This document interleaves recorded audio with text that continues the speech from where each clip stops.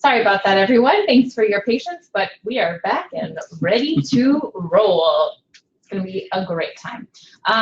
So the next part is introducing ourselves so that we're not disembodied folks in the ether. So I am Amanda. I'm going to be your co-facilitator today. I work at Equitas. I'm the program officer for the Canadian team, and I am here with... Hey everyone, I'm Hunter, and I'm a youth change maker, part of Native Montreal's Youth Council, and I'll be helping co-facilitate today as well. And I'm Grace from Equitas, and I'll be the moderator, so I'll be in the chat box answering you guys if you have any questions. Je vais traduire si jamais il y a des choses qui sont pas claires. Et si jamais tu as de la difficulté, if ever you have any difficulty with just GoToMeeting in general, you can either call me on my phone, and the number was up there before, but I can repeat it. It's 1-514-433-9610, or you can send me an email. And my email is gskahan@equitas.org. Thank you, Grace, for making sure everyone can participate effectively today. So before we dig in, we want to know a bit more about who's on the line, and so we can introduce everyone to each other, because there's quite a few folks. It's a bit difficult to get everyone to speak, so if you could just type in the chat box your name and the organization that you belong to, and if you're a staff member or a youth change maker. So we'll give you a couple of minutes to do that. It's also a great time to test that the chat function is working.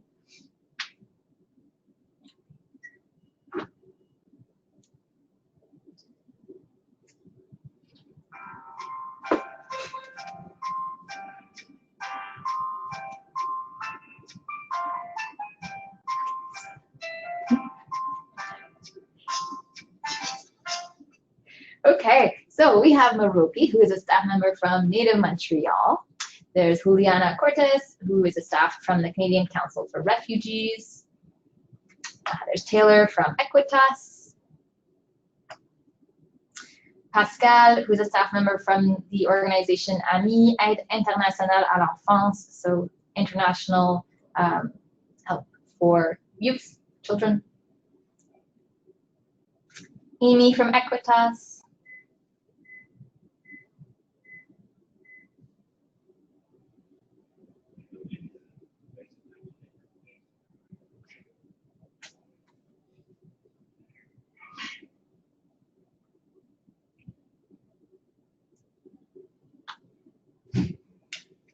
And we also have, 4 people from the YWCA Quebec. So Marie-Ève, who is the coordinator of the program for girls, Catherine, Max, and Marie-Joëlle. And so they are animators and in charge of projects. There is Humaka and Takin, who are 2 youth change makers from the Lillooet Friendship Center. There's also Mariko, who's staff who works there. We also have Sam Walsh, who's 18 years old and goes by they, them pronouns. They are a youth change maker who's working on creating a nonprofit surrounding sexual health for youth. Awesome. And we have Francisca DeWeaver and Judith Gonzalez from Samis Immigration, Medicine Hat, Alberta. We have another person from YWCA Quebec, and Hussein from Black Creek Youth Program in Toronto. Awesome. Welcome, everybody. Amazing group of people we have here. Yay, so glad to have so many of you on board. So let's dive in. So most of you are currently involved in our community action projects, and all of you are probably in very different stages, but whether you are completely finished or still tying up some loose ends, you'll all need to be thinking about the what now, what's coming next. You've all worked very hard on your caps, and now you can think about what you want to do with your cap. What do you want the impact to be, and how are you going to get there? So in order for us to support you in doing that, the objective of our webinar today is to learn how to engage with decision makers and influencers to amplify the impact of your project. So our agenda for today and over the course of the webinar is going to be to present 5 key steps to communicating with and engaging with decision makers. So we often expect that a path is going to look like this, 5 clear steps. However, it often actually looks like, oh gosh, now the slide doesn't work, hold on, this, which is a much less clear process. So as you try different approaches, you may need to revisit some of the steps and create a new plan. And it's a continuous process that you can revisit and make your own as you learn new things, make connections, and have new ideas. These 5 steps make up our agenda for today, however, and it's important to remember that these are only recommendations, and it's a process that will go back and forth, not an exact science. Throughout the webinar, we'll be talking with Hunter to see how him and his group at Native Montreal can use these 5 steps to engage decision makers and increase the impact of their community action project. So we're going to start with defining the issue as step 1. Then the second step is going to be mapping the after. Step 3 on deciding the approach. 4 is crafting your pitch. And then for step 5, it's the follow-up. So let's dive into step 1, the issue. The first step before approaching decision makers or influencers is having a clear understanding of your intentions. It's important to ask yourself these questions and have concise answers. 1, what's the problem you want to solve in your community? How is it a human rights issue? How do you want to solve the problem? That is, what is the change that you want to see in your community, and how will the CAP contribute to that change? So as we've already mentioned and introduced you to our co-facilitator today, Hunter, we're going to be working with him to think through this process together and explore how we can learn together. So, Hunter, given these questions, thinking about your group at Native Montreal, what is the problem that you're trying to solve in the community? So the problem that we're trying to solve is water protection, more specifically access to clean drinking water within Indigenous communities. That's a super important issue, but how is it a human rights issue? It is a human rights issue because we have a right to clean drinking water. So smart. How will your CAP make a difference? So for our CAP, we want to create a video record and that kind of like expresses the challenges of not having clean drinking water within our communities. Every time people are asked to speak on this issue, it can become very emotionally taxing, and our CAP will create a record that people could always go back to, as well as be a final product that could be easily accessed and shareable by community members, as well as used for external use by organizations like Native Montreal to increase awareness. That's awesome. Thank you so much for sharing that with us. We're going to use this as a kind of jumping off point for our own thinking. I forgot to change slides when Hunter was speaking. That was the outline. That was my bad. But now we're going to be thinking about how this year there's over 20 CAPs from coast to coast. Some projects are addressing mental health, others clean drinking water, etc. So we're going to be looking at exploring the different CAP topics. As you can see, these are small representations of the articles of the Convention on the Rights of the Child. So some of them, as we said, are dealing on different issues, having access to food, clothing, a safe home, access to health, water, and food, which is more specifically related to what Hunter was just talking about.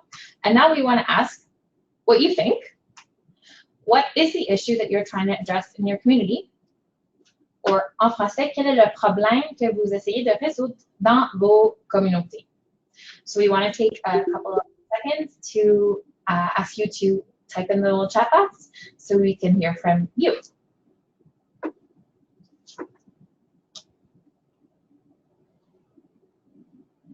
We're going to return to the exciting Jeopardy music.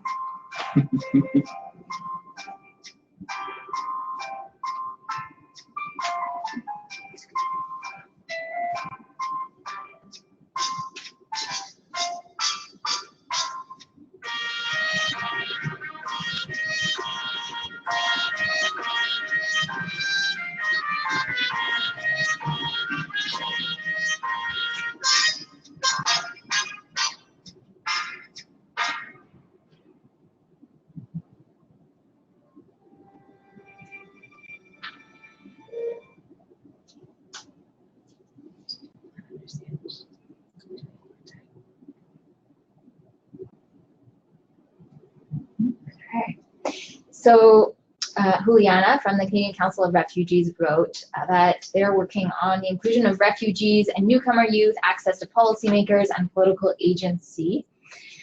Super interesting, wow.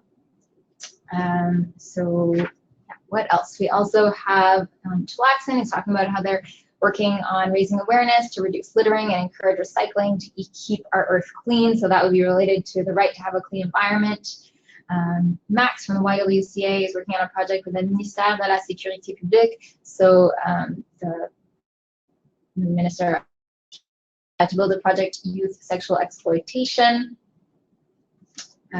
So yeah, that could be related to a number of different rights. That could be related to the right to have a safe home, or a number of other ones. From also the YWCA, we have Catherine, who is doing a project to raise awareness for young girls so they know what their rights are. Amazing.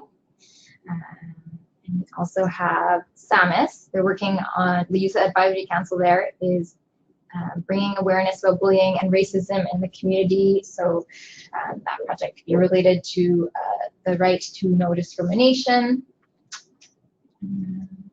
Yeah, awesome. So many amazing projects. Wow, we have such an amazing, fascinating group of people here with us. Yeah. So if you have any other thoughts, please put them in the chat if you're feeling inspired to share your issue. But of course, there's no pressure to answer in the chat box, just in case that wasn't clear. Intervene at your own discretion and with what feels right to you. But thank you for sharing, and it's also for everyone to get to know the other cool projects that are happening across the country. So that's basically the first step. Now that we have defined the issue that we want to and the change that we want to see, we need to think about who has influence on this issue. So we often overlook the decision makers or influencers in our own backyard. Not everyone goes straight to the Prime Minister. There's a lot of folks in between who have power in smaller domains that can help bring your issue forward. In order to think about this more thoroughly, we need to map the actors in our community who have influence over this topic. There are various groups, institutions, and individuals that might make decisions, have influence over, or care about the issue you're working on. By analyzing or mapping who does what where, we can find the best point of entry for our advocacy. So, similarly to the first step, we are going to be talking about three main questions. So, who are the actors that are already working on this issue? How much impact do they have, and how easy is it to engage them to get on board? So here's an infographic to think about the different actors in your community. When you're thinking of these different actors, you also need to think about where you want the change to happen. For example, you might want to target your school if it's a school issue. So who do you turn to? Well, there's your teacher, your principal, then your school board, then the Minister of Education in your province or territory. For some Indigenous schools, from teachers, you would look to Indigenous leadership structures and then the federal government. If you want to make a change at the community level, there are different actors like nonprofit organizations, community and neighborhood organizations, and religious and ethnic organizations that are also operating within the community. So with all this said, and thinking about this colorful infographic, Hunter, who are the actors that are working on this issue already? For someone who comes to mind, I think of Quem Tenasco, who is the founder of Her Braids, which is a type of organization that works on the issue of bringing clean drinking water to Indigenous communities. And there's also MP Mark Miller, who is the Minister of Indigenous Services. As the MP for Indigenous Affairs Services, it is under his mandate to eliminate all water advisories by spring 2021. This relates to his work directly, and it would have a huge impact. Those are two really great people to have in mind. So where would you think that they fit into this? Where does Quem fit into this? Since Quem has a business and it has a big social impact and purpose, it is a big influencer in our communities. So I would say that relates more to the business side, and MP Mark Miller definitely fits into the government box. Okay, that's super helpful. So now that we've thought about the different actors involved, it would be important to analyze them based on how easily we can engage them and what impact they would have. So using this handy graph, it'll help us classify these different potential decision makers and influencers and decide who will be using our energy on. If you're not sure of what type of impact someone might have, you can research the level of change that they're responsible for. The Canadian Civil Liberties Education Trust has an awesome advocacy tool that lists the main groups and what they are responsible for. And we've included the link to this at the end of this webinar, so you can check it out at your own pace. But getting back to Hunter, so you'd mentioned Quem. So would you say that she has a high impact or a low impact?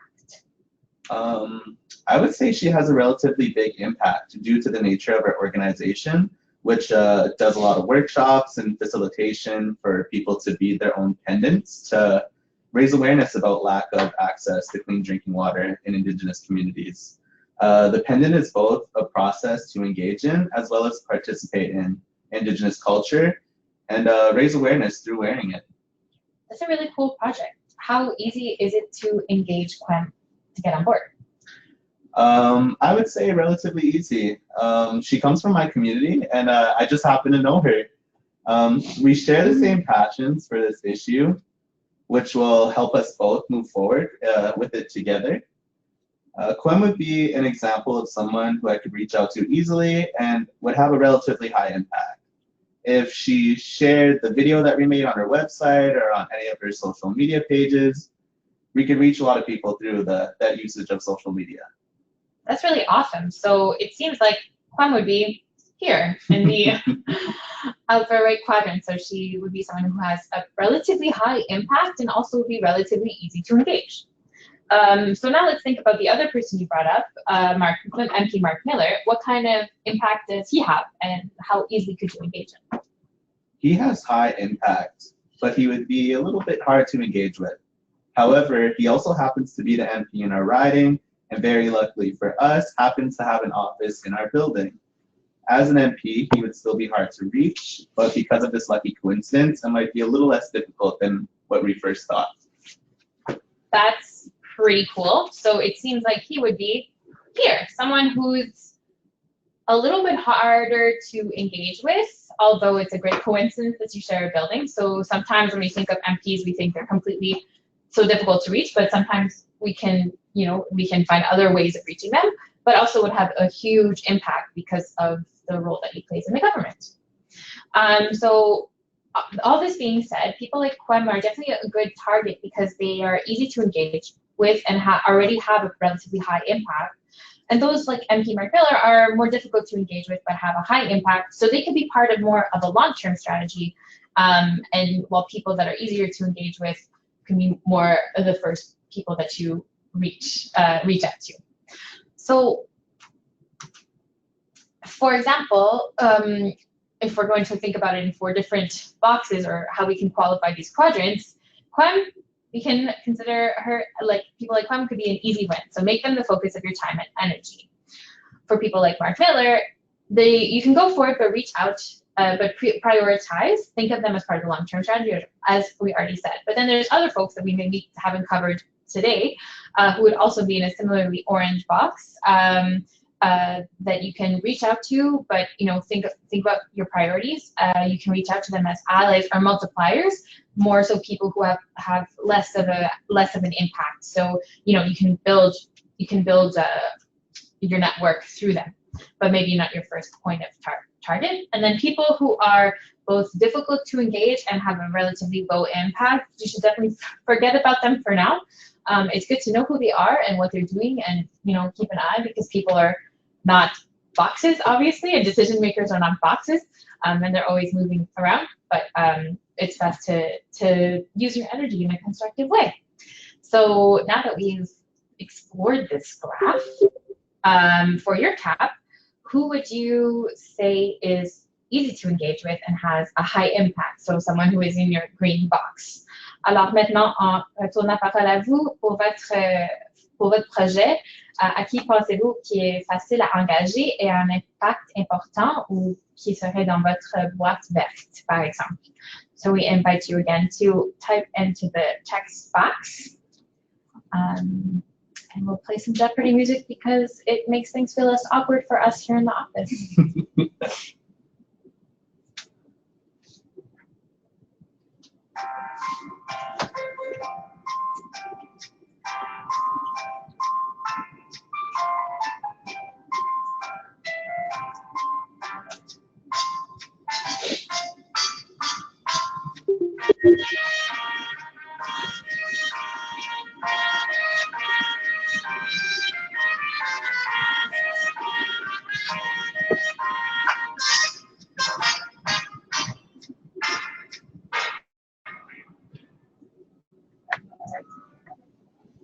Okay.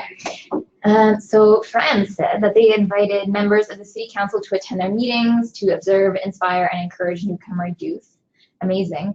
Fran, if you don't mind me putting you on the spot, would you say that they're in the green box?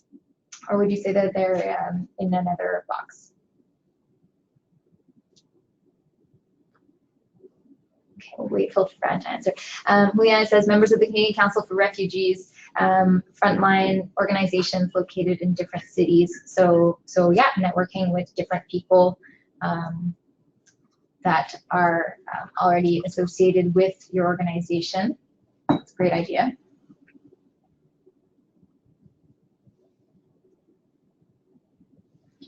And Max says, I think maybe the actors in the green box of my project are the nonprofit organizations that work with sex workers. Mm-hmm. Yeah, absolutely. Great reflections happening here.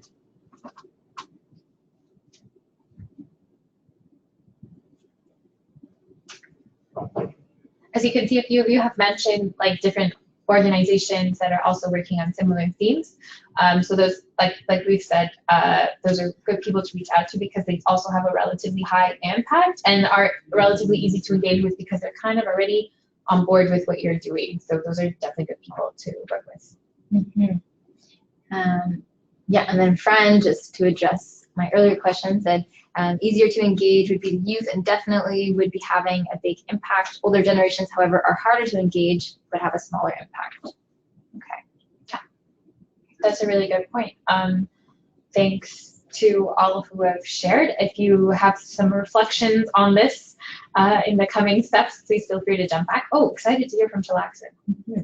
Okay, Chilaxon says, we had a successful community cleanup work bee in which our local council member as well as community group representatives joined us. And these are folks who are very influential in our community. Also, we had local teens help to clean up areas, including High School Trail. They have a high impact as well as role model for other students. Yeah, amazing, super good point, right? The effect that some people can have, like if you target a certain group, the effect that they're going to have on other people in their group. Yeah, for sure. Good point, Chilaxon. Awesome. Thank you, everybody, for sharing. That makes it much more of a rich collective learning experience. So as we said, anytime jump in with other thoughts. Oh, Chilaxon also wrote an article and submitted photos in their paper. You are on top of it. We are so glad to have you here and for all the work that you do. So we will move on to step 3, the approach. So now that we've mapped the actors in our community, we need to figure out how to reach them. Remember, this will really depend on who the decision maker is. So think of who you can reach out to in your networks to leverage contact with these decision makers. It could be in person, by email, or by letter, etc. So networks basically mean the people that you or the people that you know. No. Do you know someone who works with someone? Then they're the person that you need to reach out to help you reach your goal. No networks? No problem. You'll just have to get creative, and that's at the heart of advocacy. The key to this step is going to be to evaluate how best to reach this decision maker. Can you get to them directly, or will you take an approach of trying to reach them by building a public profile on your issue, increasing visibility, and trying to get them on your side? So some of the questions you can think of are how best can you reach out to them and approach them, and who do you know that can help you get your foot in the door? So the way that we can think about this is a bit in this flow chart. So you can start by asking yourself the question, do you know this person that you're talking about? If yes, then great, you can ask them for a meeting, easy peasy, we're done. If no, Well, then, okay, we need to think about this a bit. So do you know someone else who knows them? Yes. Okay, ask for an introduction. And it's important not to be shy. If you don't, you need to put yourself out there a little bit and ask for that introduction. Take a little bit of a bold step. But if you don't know someone who knows them, well, then we're in a little bit of a pickle and we need to think about what we are going to do. So one of the options is asking for a meeting anyways. You could, reach out to them, a cold email or a cold call, if you will. We often think that some people are completely out of reach, but many, like political representatives, actually have a duty to meet with their constituents, which means their community members. So don't be shy to do it. Put yourself out there. But the other thing that you could do is build a public profile. So think of how social media and traditional media can be used to share your stories and could later perhaps get your foot in the door. So let's start with thinking about how we can reflect on using social media to build a public profile. So Hunter, do you want to share with us some thoughts and ideas on how we can use social media? Oh, for sure. So one of the first tips I would like to give would be think about what platform works best for you. What accounts do you already have? For example, Native Montreal already has many social media accounts, but we might not want to use any of them, in which we could create one specifically for the Youth Council, or something like a combined activist social media account with our group to create and share content and gain a following. And that way, so it allows us to be more distinguishable and more recognizable. Another aspect that could be thought about is how can you learn from how others are already engaging within those platforms.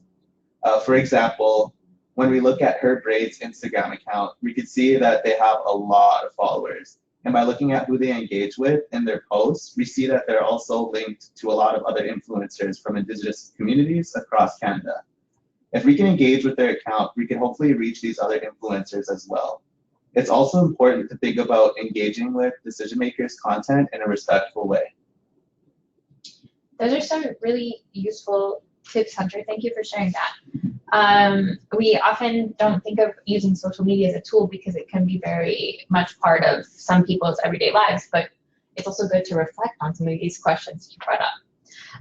And then to think about how we could use traditional media, so meaning like TV, radio, news media, community newspapers, or organizational news. These are also great tools. So here are a few thoughts on how we can engage with traditional media. So it can often be useful to think about who is doing the reporting where you live, who covers the stories in the genre that you're thinking of. You don't need to book an interview with the largest paper in the country for it to be read by people. If you read something in the paper, the online paper, oops, we might need to mute someone, sorry, folks. That's all. We're not sure why this feedback is coming, so let us know if you're hearing anything weird. We can do our best. If what you're hearing weird is just me, well then, sorry friends. Just kidding. So going back to thinking about who does the reporting where you live, who are your kind of reporter allies. No worries, friend, thanks. And if you read something online in the paper, so the newspaper, online version of the paper, or as a physical version of the paper, and you have an opinion about it, you can also respond to it. A lot of media is about like responding to other people's opinion pieces, etc. Depending on the network, you can also try to reach out to student journalists at your local university. They're always looking for story ideas, and getting your story out there can take a lot of different forms. Think a little bit outside the box on who you can reach out to kind of help you tell your story. And another example of a more traditional media source would be like the CBC. They have a whole list of how to contact the various local offices, so you might as well try if that's something that you're interested in. You can also follow journalists on their social media and engage with their content. Journalists generally want to tell good stories, so stay on their radar and just think about what makes sense to you and what feels right for you. So, did you want to? Yeah, just a couple of comments here that I see in the chat box. People are writing a little bit about different methods that they're using for reaching out to people. So Fran was saying that They contact people directly by phone, for example, police officers. They're also connecting with the council, who's usually a big help by email, in person as well, with community development coordinator of the city. And she also wrote that it's a little bit easier because SAMIS as an agency has some contacts with the city and with other organizations. So yeah, that's a great place to start, is with contacts that you have, for sure. And then Fran is also saying that SAMIS uses Facebook and a speaking rights blog. I love it. Speaking rights blog is a great place for you guys to yeah, be putting your stories out there. And she says, also, we do believe in personal presentations to other agencies working with youth and the city. Yeah, so it's showing up in person. And then Chilaxon wrote that we also report on social media with pictures and summaries of our community action projects. And we are also putting together a proposal for our local government and area band councils. We consulted with councilwomen for tips and direction, and we are also planning to make public our proposal content, 22 points for inclusion in our local paper. Fantastic. Yeah. Thank you for sharing. Yeah, thank you for sharing those experiences and those tips with us. They're super relevant to a lot of the things that we're chatting about today. And so maybe Hunter, you can talk to us a bit about some other general tips about this. Yeah, for sure. So no matter who you approach, remember you're trying to get them to work with you. So be friendly, take a collaborative and non-confrontational approach. Just because they haven't engaged with your issue before doesn't necessarily mean that they are opposed to it. Go in with an open mind. Have something you can share prepared. Make sure you update your speaking rights page. You can find a link within, like, how to do so within our YouTube tutorials and user guides at speakingrights.ca/how-to. And make sure to contact us if anything. The tool for the updating your speaking rights page allows for something concrete that you could share with, to be something concrete that you could share with people that has extra weight of Equitas, an established organization, and leverage your link with Equitas. And ultimately, be true to yourself and your needs. You don't need to engage with people who harm your well-being, even if they are decision makers. Thank you for that, Hunter. That's definitely a very important thing to underline, that ultimately, you need to do what makes the most sense for you, and you never need to engage with people who are harming your well-being, even if they're decision makers, even if we think that they would be helpful to us in other ways. Your well-being is a priority, so make sure to take care of yourself. And definitely to underline what you've just said, that a lot of folks have been bringing up in the chat boxes, is often working with bigger organizations who have maybe some more connections. So for all of you, leveraging your link to Equitas can be really helpful to kind of help make those connections. So that's just one example. Okay, so now we've decided, what we want to engage people about, how, which decision makers and how, but we have to think about what we are going to say when we are talking to them. Being clear and concise is key. People are busy and overburdened with information, so often less is more. Bring the facts, but keep it personal, or as personal as you feel comfortable with. There's three main parts of what you're going to communicate with anyone, but you will tailor it to the appropriate audience if possible. So the three key parts to pitch are your key message, your appeal to their heart, and your call to action. So for your key message, what is the thing that you need them to know? For your appeal to their heart, or why they should care, put yourself in the shoes of this person. Research who and what influences them. Integrate things that they care about into your pitch, because your message will often only be as strong as it is memorable. And people will better remember things that are tailored to them. For example, making links between your project and the work of this decision maker. It could be like their action plan, as well as highlighting common goals. Make links between them and their experiences. And then your call to action. Often when we're passionate about an issue, we share our message, our issue, and the why, but often we forget the what. What is it that we want people to do with this information? What are the actions they can take to support your issue? We're bombarded daily with difficult things happening in the world all around us and overwhelmed feeling like we can't tackle these issues. So have something concrete someone can do and offer them clear choices. This is the concrete ask for the person. What is it that you want from them exactly?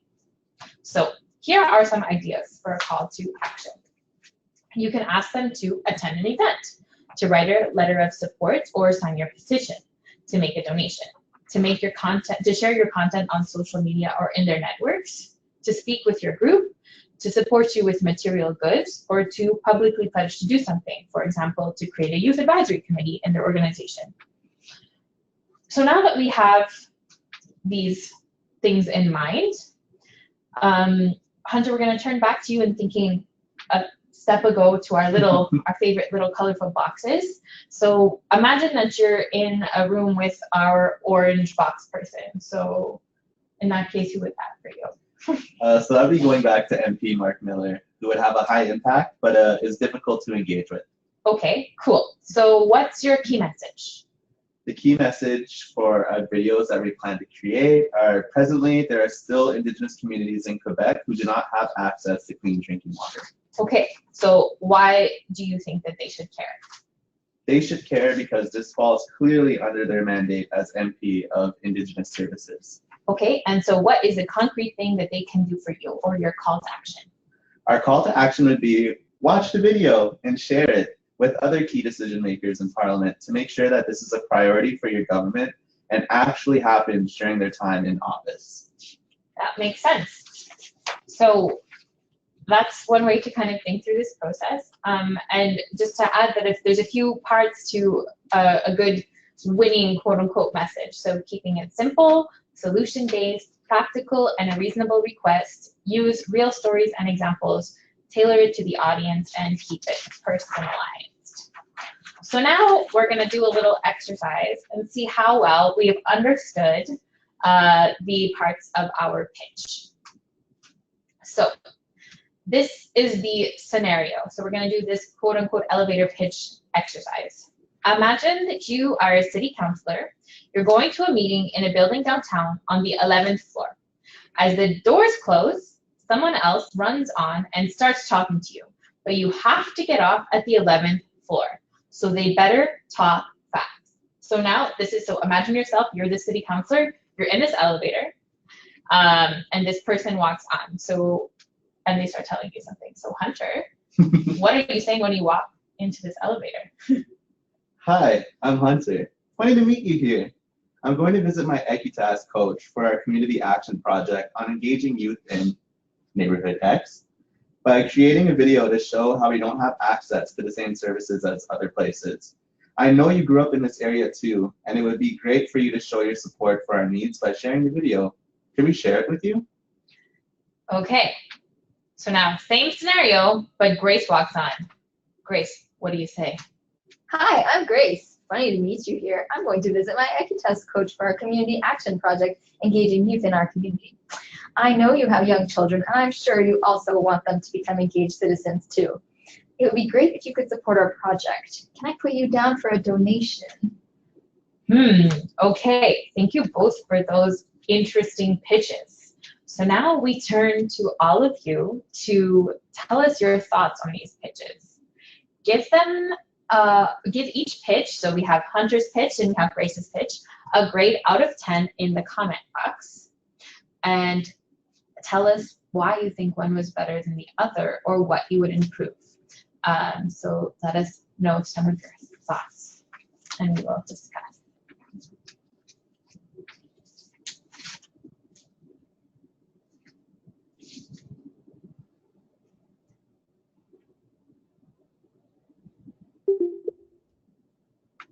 We'll go back to the pitches so you can see them. 1 second. Oh, I can't do them both at the same time.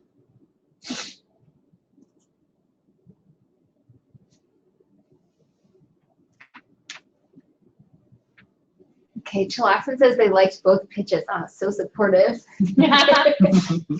They do both have good things about them, for sure.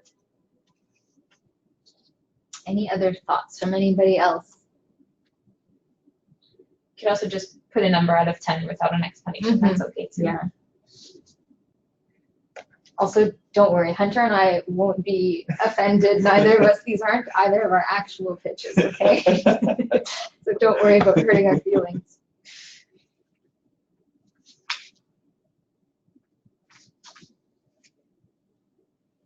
Maropi says, I like that they both appealed to the heart and found good common ground.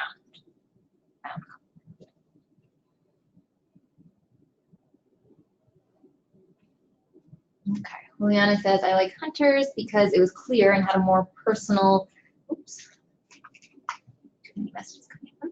had a more personal connection of the decision maker. Okay, super interesting point, yeah. Max says, Grace's pitch didn't explain what's the key message of her project. Okay. Marie-Ève says, 8 out of 10 for the first one and 7 out of 10 for the second one. Both are short and sweet, but I feel like the second one is somewhat too vague, and Grace is requesting a donation, which is more a substantial action than just sharing a video. Okay. And Marie-Joëlle says, Hunter, 8 out of 10, Grace, 9 out of 10. And so Maropi's just adding to our comment from earlier, because he opened the door to more future conversation, in the future. Okay. Tlaxon says, we like the way Hunter asked for permission to share the video, and Grace's assertive request for donation and not being shy to ask. That's true. I was assertive. Which is important. Maria says, Hunters is more precise, but still could give more details on the situation and spend less time on the intro. Okay, so get more quickly to the point, perhaps. And then Chilaxon says 8 out of 10 for both of them. And Fran says, we like Hunters as it was more precise, but still simple, so we give him a 9. Grace's was more ambiguous. She wants an engagement with what? So maybe a 7. Thanks for all your comments, everybody. A lot of good things to think about. Yeah, that's awesome. So let's think about this a little bit in terms of breaking it down with the three main parts of a pitch in mind. So let's turn back and think. And so you've all already touched on a lot of these parts, but let's break it down a little bit. So for your pitch, Hunter, what would you say your key message was? The key message was bringing awareness about lack of access to services. Okay. Why should they care? What was your appeal to their heart? So I would say the appeal to their heart would be that they grew up in the same neighborhood. Exactly. And what was your call to action? Share the video. Share the video. Exactly. And so, Grace, what would you say your key message was? My key message was about engaging youth in the community. And your appeal to their heart? Well, was that they have young children, so they should care. Yeah. And your call to action was? Can you please support me through a donation? Yeah, exactly. So we can see that all three, and what you've all well identified, is that there's kind of, it's a bit, not ambiguous, but it's not an exact science, which is what we've been saying all along. There's ways to nuance it in both. And even though both of the pitches have 3 clear sections to them, the way that they said it also had a role to play. So they both have strengths and weaknesses, and sometimes what you say isn't as important as how you say it. So for example, the way in Grace's pitch, she asked for a donation could have been perceived as being a bit sudden, but maybe if it had been a bit more nuanced, it would have worked. But some of you also said that the fact that she was assertive was actually a really good strength, which is true. So another thing to think about is she asked for a donation, but what was the donation actually for? She didn't mention that as well. So making sure that there's like a clear takeaway. In both cases, the aspect about appealing to the heart was quite clear. They both kind of went for something personal without being too personal or inappropriate. And their key message, as some of you said, like Hunter's key message maybe was a bit clearer than Grace's, but it could have, it could go either way. And their call to actions were both clear, but some of them left space for like more follow-up in the future or engagement, but both of them had strengths and weaknesses. So the goal of this exercise is to kind of think through some of the different parts and how they can look differently depending on the way that you're trying to craft your pitch. Did you guys want to add anything? No, sounds great. That was awesome. No? Okay, so if you guys have, if participants in the chat box, you have any other thoughts about these pitches, again, feel free to chime in along the way. But again, remember, this was a very, because it was an elevator pitch exercise, it was meant to be quite compact. Hopefully in future you have a bit more space to flesh out these thoughts. Awesome. So now, summary of the pitches. Yeah, okay, sorry. So step 5, the final step, if you will, just for today, I mean, is the follow-up. So now that we have made contact with decision makers, how are we going to make sure that our project stays alive in their work? So what are you going to say or do to follow up on your call to action? So if we're going to go back, remember a slide ago, we're thinking about the last part, the concrete call to action. What is it you want them to do with this information? How are we going to hold them accountable to that, or try to build a relationship so that we can make sure that they do this in the future? So, one second. Okay, what are you going to do to follow up on your call to action? So regardless of their capacity to get involved, keep decision makers informed about your activities throughout your project. This is an important step in order to develop trust and build a long-term relationship. Be realistic and stay positive. Remember that results can take a while, so be patient as well. In some cases, the person you're meeting with has to consult with other people before jumping in. Decision makers also have decision makers, and some things take a lot longer than we want them to, but it doesn't mean it won't happen. And follow-ups are not just for those that you want to convince in the future, but also for those that supported you. So maintain a good relationship with them as you move forward. So just, keep following up with people is not just if they didn't do it, but also if they did do it, to build that relationship. Building a good long-term relationship is an investment. Just because someone can't make a big change today doesn't mean that they won't be able to tomorrow. We can have long-term and short-term goals too. And so when we think back to our graph and we think back to the people that are more easier to engage or more difficult to engage, we can also think about them in terms of short-term or long-term goals.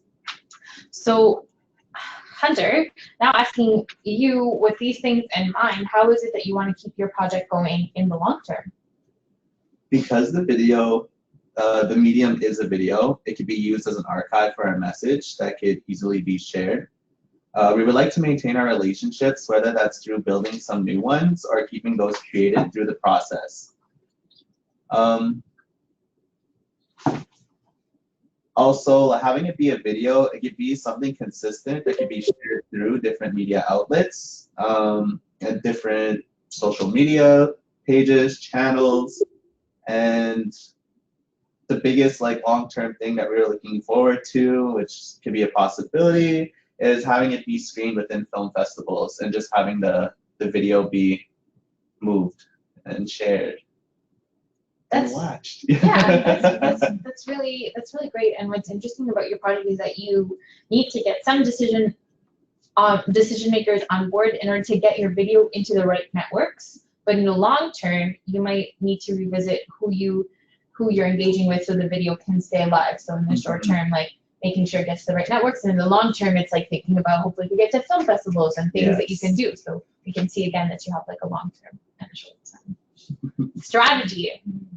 Yeah, and Fran just added here that at SAMIS, they're doing constant presentations to raise awareness and recruitment through other agencies that also work with youth. So yeah, that's great. Having a constant presence can be really key for sure. Yeah, that's a really good point as well, and that helps with the follow-up when you're often able to maintain that relationship in person as much as possible. Yes. Okay, so now we're gonna think back to our little beautiful process over here, our handy little timeline. So now we've gone over these 5 steps to engaging decision makers, starting with the issue, then mapping the actors, deciding on the approach, crafting your pitch, and then thinking about how you want to follow up. But in reality, this is a complicated process that goes back and forth, and remember that it actually looks like this. So we just want to make sure that there's a few things that you keep in mind while you're going through this process at the end of your community action project and looking to the future. Remember that all paths are equally valid to reaching your goals. There's no one-size-fits-all approach, and you're all addressing complex problems that don't have a clear path or one single person who can make the change. So it's normal for the process to change and for it to be confusing. Don't be afraid to take up space and show people why it's important to support your issue. And be patient and kind with yourself and others. So, Hunter, how have you felt about this process? This process has been very helpful and it allows things to take place in a realistic way, especially being reminded of the squiggly line. I love that graphic. It's always important too that we always remember that we always kind of hope it'll look like that straight line, but we got to remember it's a much more fluid process. Thank you thanks for reminding us of that. Definitely for us, we want to stress that it is not an exact science, but also to ask questions and ask for support if you need it. And please rely on us, your team at FUTEP, to support you in this process. And to do so as well, we've linked here to the references we've used for today, but also the additional tools. We previously mentioned the Canadian Civil Liberties Association toolkit, but Plan International also has a very useful advocacy toolkit that can be other sources for you to look at. We'll also post these on speakingrights.ca, so you don't have to write them down right now. But we also want to open this up to some questions or any other comments and thoughts about this process or the way that we have guided this today. So we invite you now to take some time to reflect on what we've chatted about and any questions, comments, queries.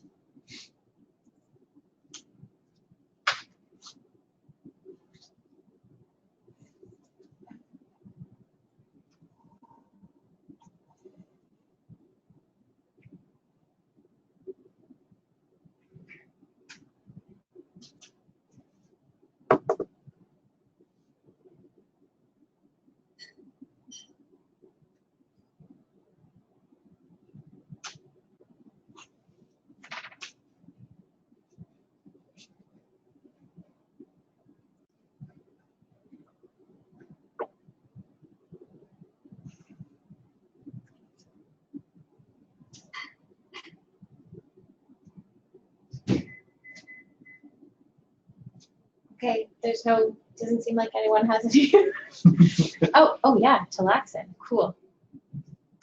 So Talaxin says, we're creating a video documentation, planning to meet with key groups like the library and naturalists to collaborate with, to plan a public video showing, as well as with our local schools, and acknowledge all those who helped, including community members, our Friendship Center, and Equitas. Awesome. That's amazing. Really fantastic work.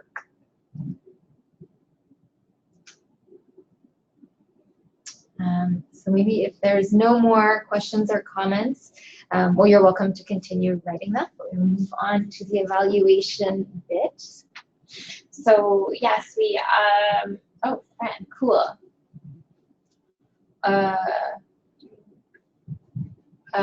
Fran asked what would happen if any of the CAPs presented here aren't able to continue, or once they reach their goal, is it done? That's a good question. I'm trying to make it. So yeah, so what would happen if any CAPs presented here aren't able to continue, or once they reach their goal, is it done? So of course, when we're thinking about the CAP process, we know that it will need to reflect the nature of your group, who is available to continue to hold this on, your capacities, and the willpower that you have collectively with the youth group. So of course, it's not negative if the CAP is just a process that ends when it ends. And it's okay to accept that as a process as it is. So it's not necessarily a bad thing. And if you are able to reach your, if you're able to reach your goal, that's incredible. But as you know, as we said, a lot of the times these goals are complex, right? That's kind of, it's kind of difficult for, you can have like a short-term goal and a long-term goal, as we kind of mentioned that through like Hunter's example too. So if you feel like the short-term goal is accomplished, but you would like there to be a longer-term goal that is reached, you know, you can think about it in that sense as well and keep going if there's like a willpower to do that. And also you can think about a strategy in the longer term.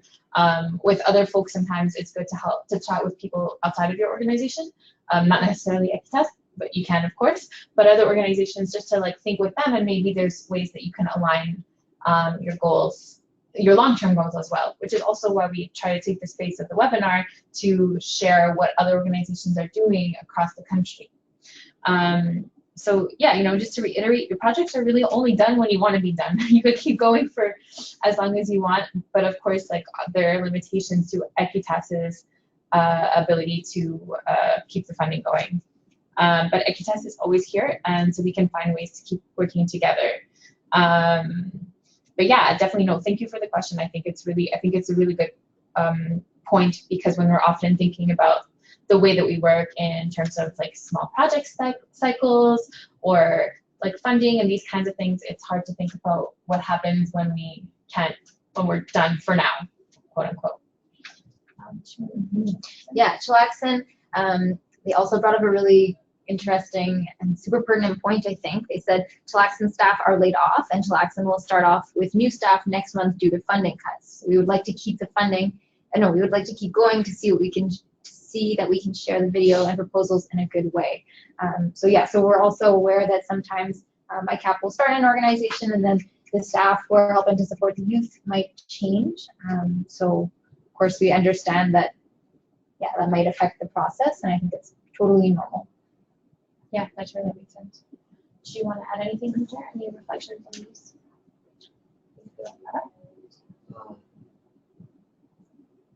I think it's just to emphasize too that we're always here to help out. So always reach out if you run into any issues, and yeah, we're always here to help.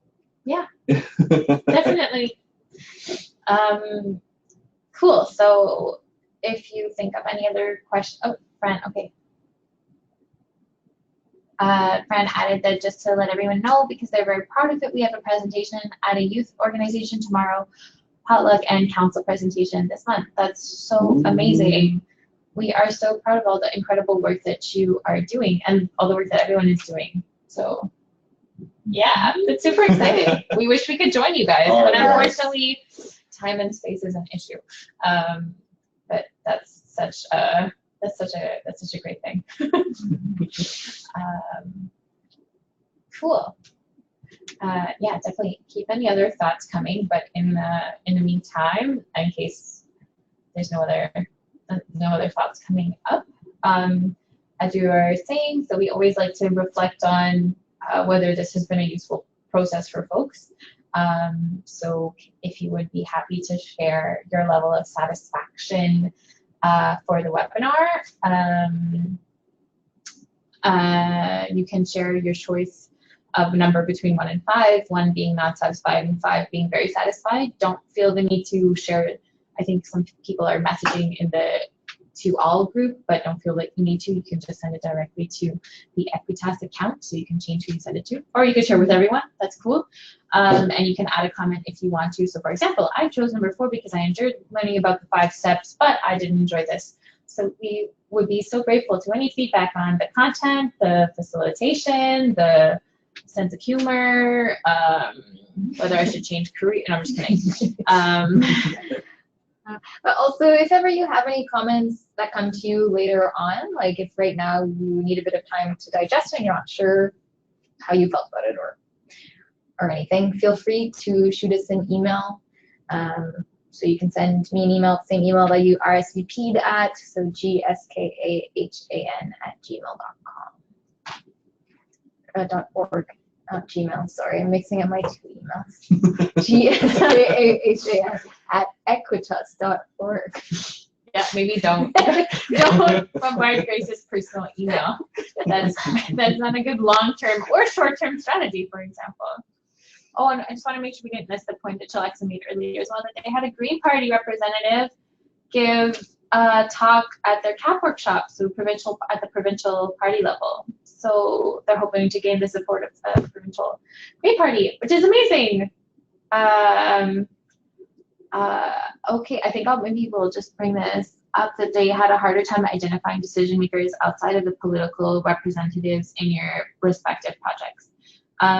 So I will just like refer us like into the toolkits. They have a lot of material on thinking kind of like outside of the box, and that's why we tried to think in the examples that we were working through to include not just MPs, but also to include like the business, for example, like Hunter's example of Clem, who's a business owner, but also has like a social impact business. And also we're hoping to, use this space to think about how we can make links to other organizations working similarly.